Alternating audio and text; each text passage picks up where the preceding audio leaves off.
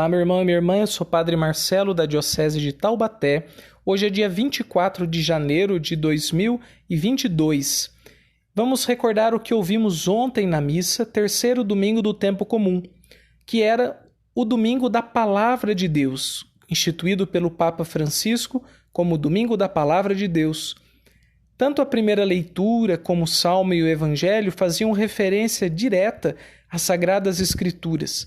Especialmente no Evangelho, mostra-se Jesus que estava na sinagoga, pega o livro do profeta Isaías e lê, e nesse ato de ler, ele manifesta quem ele é e qual o seu programa de vida. O Espírito de Deus está sobre mim para proclamar a boa nova, para anunciar a salvação.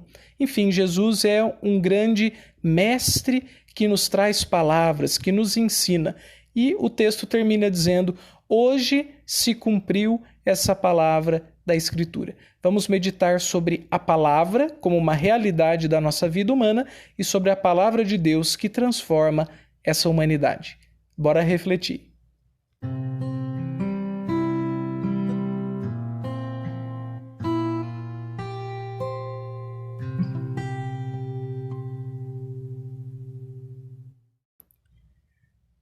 A vivência da palavra, ou chamaríamos a capacidade humana de linguagem, ela é fundamental e inclusive nos caracteriza como seres humanos. Outros seres também são capazes de comunicação e de alguma coisa rudimentar de linguagem, mas o ser humano, até onde sabemos, é o ser mais sofisticado. E um dos sinais da sofisticação da nossa capacidade de comunicação e linguagem são as nossas palavras. Palavras ditas e ouvidas, palavras faladas, palavras lidas, palavras escritas. Há muitas formas de receber e de expressar palavras. Muito bem, então nós somos seres verbais e nós procuramos aquelas palavras que nos deem horizontes, encaminhamentos, luzes. A gente às vezes usa até essa expressão, né? Preciso conversar com alguém.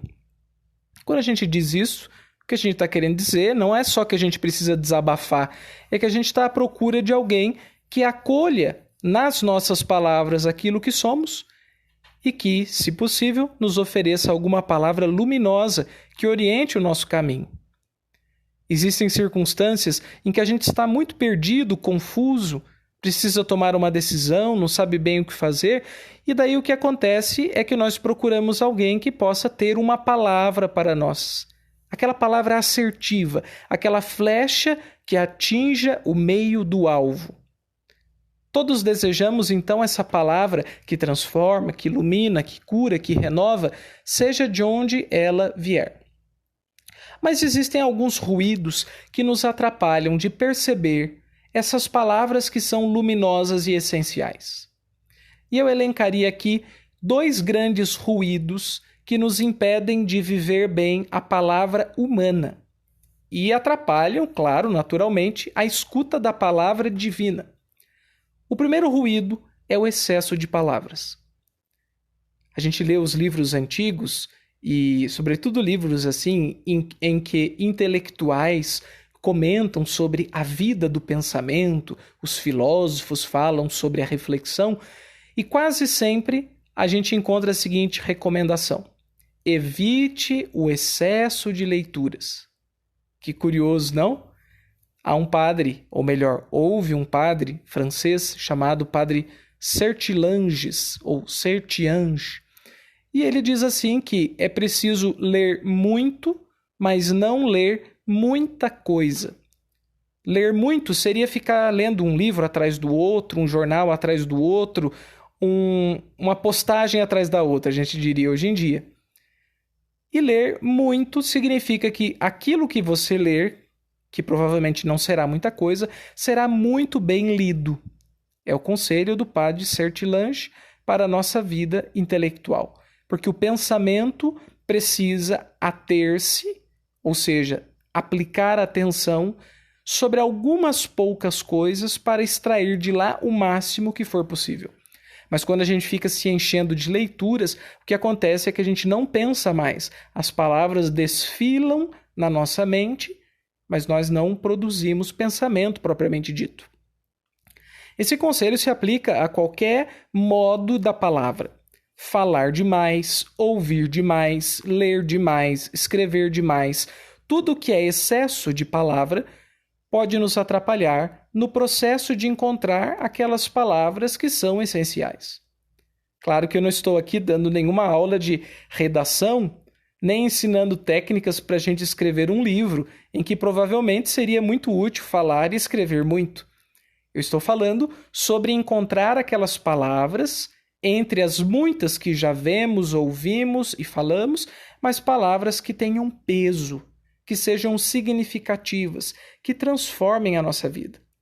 Então, quanto mais eu me depuro, me purifico, me limpo desse excesso de palavras, tanto mais chance eu tenho de encontrar as palavras essenciais, que eu estou chamando aqui, numa metáfora religiosa, de palavra da vida, as palavras da vida. Então, o primeiro ruído são os excessos de palavra. O segundo ruído é o excesso de trabalho. Porque quando a gente fica muito tempo na ativa, fazendo coisas, correndo atrás de coisas, querendo resolver problemas, a gente não consegue, no fundo, parar para pensar. Somos afogados por aquele ambiente de preocupações de trabalho e, com isso, nós não conseguimos mais refletir. Houve, na história, uma filósofa francesa no século XX, que era de família judaica e depois se converte ao cristianismo, chamada Simone Weil. Simone Weil.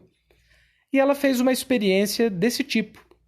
Ela era uma professora de filosofia, mas era ao mesmo tempo muito sensível aos pobres e às pessoas que passavam necessidade, e ela queria ajudar mais essas pessoas. Mas ela tinha um princípio que ela aprendeu com um de seus professores de filosofia, que é assim: você só pode ajudar alguém quando você entende bem esse alguém, e você só entende bem quando você vive o que ele vive, quando você experimenta o chão da vida daquela pessoa. Então, para ajudar os operários, o que ela faz? Ela abandona o liceu, onde era professora, e ela se torna uma operária. E ela passou por 3 fábricas, a última delas, a Renault, a fábrica da Renault. O que aconteceu é que depois de uma experiência assim, bastante exaustiva, porque ela era uma moça bastante mirrada, magra, até fraca mesmo, desajeitada, mas muito empenhada, com um espírito muito decidido, a ponto de enfrentar essa experiência, que foi uma experiência até bruta para ela. Num dado momento, quando ela já estava trabalhando na Renault, a 3ª fábrica, ela se sente exausta. E ela diz assim: se eu ficar aqui mais um dia trabalhando desse jeito, eu vou me tornar um burro de carga. Eu já não consigo mais pensar. Veja que interessante. O trabalho, quando beira o regime escravo, ele pode nos tirar do reino das palavras. E ora, o que caracteriza um trabalho escravo não é levar chibatadas ou ser levado ao pelourinho, como a gente aprende na história, que houve esse tipo de escravidão, mas a escravidão contemporânea acontece de outras maneiras. É possível ser devidamente registrado na carteira de trabalho, receber um salário ao fim do mês e, ao mesmo tempo, trabalhar em condições completamente desumanas, em ritmos que não favorecem nada o nosso desenvolvimento como pessoa. São regimes próximos à escravidão. Em alguns países, ou em algumas situações no Brasil, como às vezes a gente vê na notícia, são regimes verdadeiramente escravos. Quando acontece isso, mais uma vez, então, um ruído para encontrar as palavras, porque quando a gente já não consegue mais pensar, é impossível encontrar as palavras da vida. Talvez a gente possa encontrá-las daí num outro tipo de experiência, a experiência da graça de Deus, que é a que a gente experimenta, segundo a Simone Weil, inclusive, na desgraça. A vida de um desgraçado, de alguém que sofre demais, que não tem para onde sair, às vezes é tocada pela graça de Deus justamente no fundo desse poço. Mas a gente, é claro, não vai canonizar a escravidão e dizer que todo mundo precisa passar pela desgraça para encontrar a graça de Deus. Deus nos livre desse tipo de pensamento. O que eu quero dizer aqui é o seguinte: nosso mundo em que vivemos, nossa sociedade, é excessiva de palavras e os nossos regimes de trabalho são exaustivos. E com isso a gente não consegue encontrar as palavras que nós precisamos. Aqui eu entro no segundo ponto da minha reflexão. A palavra de Deus como uma palavra que transforma. É preciso estar muito atento às palavras de Jesus, para ser mais específico. Veja que eu estou usando aqui dois termos nessa frase. Estar atento às palavras de Jesus. Primeira coisa, a atenção. A Simone Weil tinha um irmão que era mais velho que ela e que era um gênio da matemática. Se tornou, inclusive, um dos grandes matemáticos do século XX. E desde pequeno, o rapazinho era genial. Aprendia as coisas com facilidade, tinha muita desenvoltura na sua vida de estudante e, comparado com ele, a Simone Weil se sentia um nada, ela se sentia muito pequena, achava que ela nunca iria encontrar a verdade da vida, a verdade das coisas, porque ela olhava para o seu irmão genial e ela disse: eu nunca vou conseguir ser desse jeito. Até que, com o passar do tempo, ela vai percebendo que aquelas pessoas que se dedicam atentamente a uma realidade podem apreender, podem entender a verdade daquela realidade.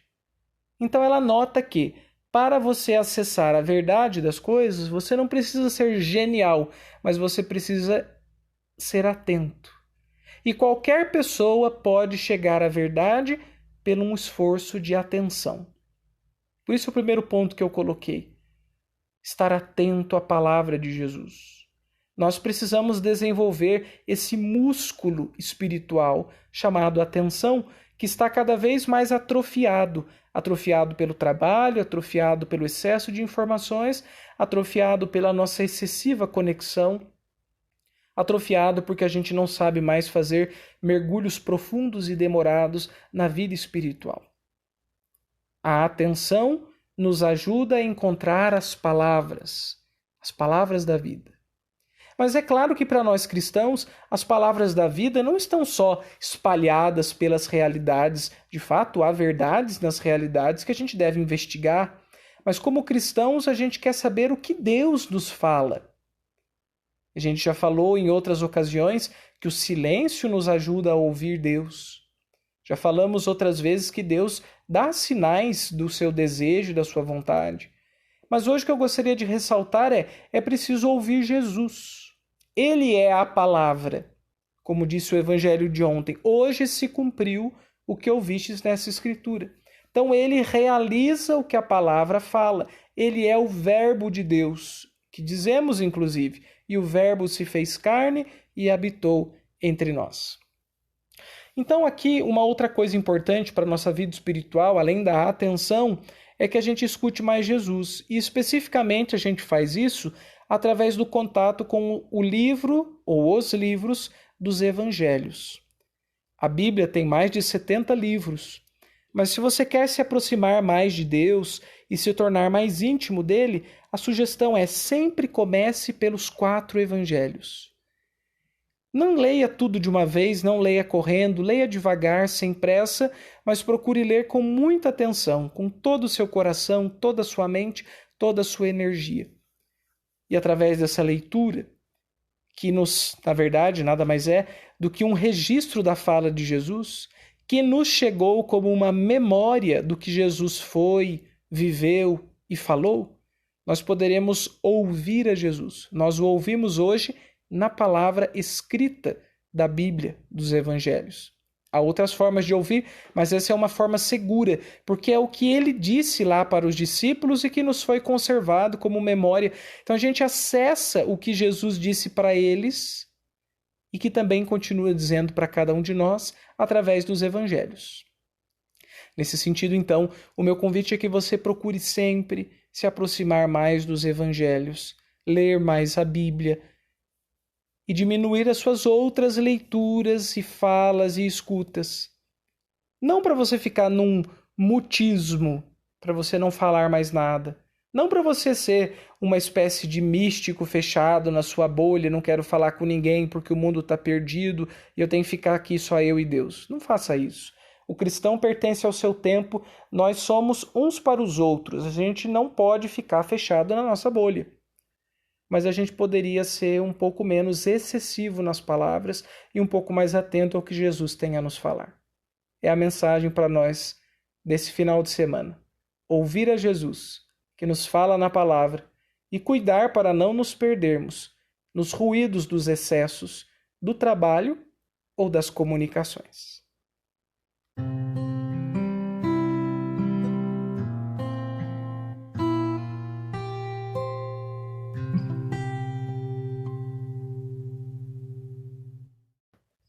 Nós estamos começando mais uma semana e, como proposta, como exercício, eu convido a você que aproveite durante essa semana para fazer uma espécie de desintoxicação dos excessos de informação.